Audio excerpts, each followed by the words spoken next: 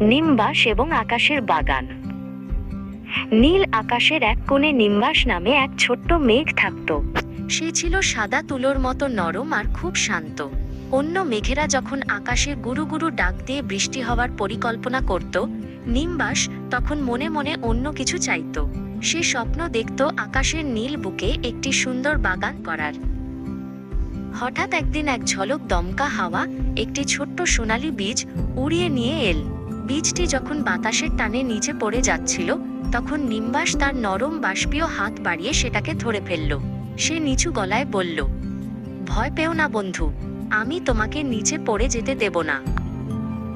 Nimbus বীজটিকে তার পেটের ভেতর সবচেয়ে নরম আর উষ্ণ জায়গায় সযত্নে রাখল। সে খুব সাবধানে থাকার চেষ্টা করছিল যাতে বীজটি তার পাতলা শরীর গলে নিচে মাটির দিকে পড়ে না যায়।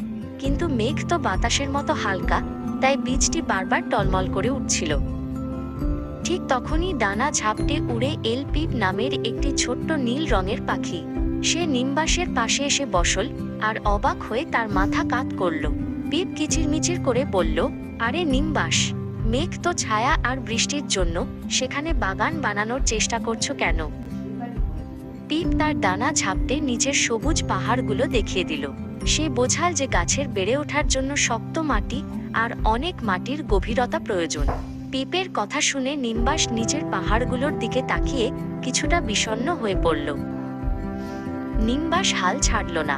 সে ঠিক করল জাদুর সাহায্য নেবে। সে সুন্দর একটি রামধনুর খুব কাছে দিয়ে ভেসে গেল। সে তার মেঘের হাত দিয়ে রামধনুর 7টি রঙের জাদুকরি কণা আর কুয়াশা সংগ্রহ করল, যতক্ষণ না তার পিঠের ওপর এক স্তূপ জাদুকরি আকাশ মাটি তৈরি হলো। এবার চারা গজানোর জন্য উষ্ণ আলোর প্রয়োজন ছিল। নিম্বাস আকাশের সবচেয়ে উঁচুতে থাকা সৌরভর কাছে গেল। সৌরভী ছিল আকাশের সবচেয়ে বড় আর দয়ালু সূর্য। নিম্বাস অনুরোধ করল, সৌরভী দিদি, আমার বাগানটিকে কি তুমি একটু আদর মাখা আলো দেবে? সৌরভী খুব শান্তভাবে হাসল এবং তার শরীরের এক ফালি সোনালি আলোর রশ্মি নিম্বাসের পিঠের মাটির ওপর ঢেলে দিল। সেই কোমল উষ্ণতায় নিম্বাসের পিঠে থাকা ছোট্ট সোনালি বীজটি আস্তে আস্তে জেগে উঠতে শুরু করল। কয়েকদিন পর পিপ আবার উড়ে এল এবং বিস্ময়ে হতবাক হয়ে গেল। নিম্বাসের পিঠে এখন একটি ছোট উজ্জ্বল সবুজ চারা মাথাচাড়া দিয়ে উঠেছে। পিপ খুশিতে নিম্বাসের চারপাশে ডানা মেলে উড়তে শুরু করলো আর নিম্বাসের মুখে ফুটে উঠল জয়ের হাসি।